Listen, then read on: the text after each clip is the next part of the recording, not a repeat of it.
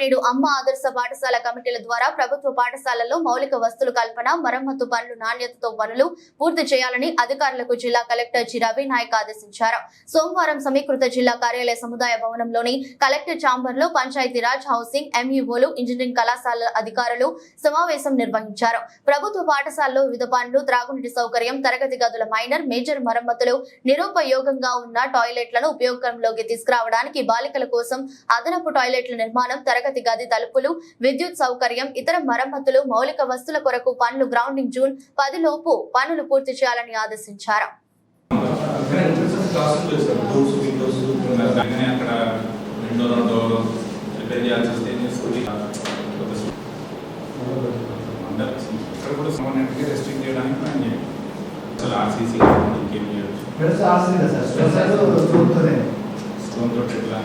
చుట్టూ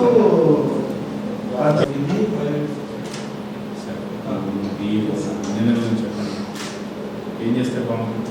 ఈ ఓవరాల్గా వాళ్ళకు కాంపోనెంట్ ఇచ్చారు, డిఫరెంట్ కాంపోనెంట్స్. అక్కడ నిజంగా కూడా ఈ స్కూల్ మన ఊరు మన బడి చూసినప్పుడు ఎప్పుడో లాంగ్ బ్యాక్ నుంచి దానికి మెయింటెనెన్స్ లేదు, ఏదో 10 ఏళ్ళు ఎంతో ఇస్తారు స్కూల్ మెయింటెనెన్స్. దాంతో everywhere repairs are first priority ఏంటి సార్? డ్రింకింగ్ వాటర్ అవసరమే, డ్రింకింగ్ వాటర్, టాయిలెట్ అవసరం, ఓకే, ఎలక్ట్రిఫికేషన్, ఫ్యాన్లు, లైట్ అవసరం, ఆప్టిక్స్. ఇప్పుడు మీరేం డిస్కస్ చేశారు? అంటే అన్నీ కలిపి స్కూల్ దాంట్లో ఉంటే సపోజ్ 5 లక్షలు ఉంటే దాన్ని ప్రయారిటీ కింద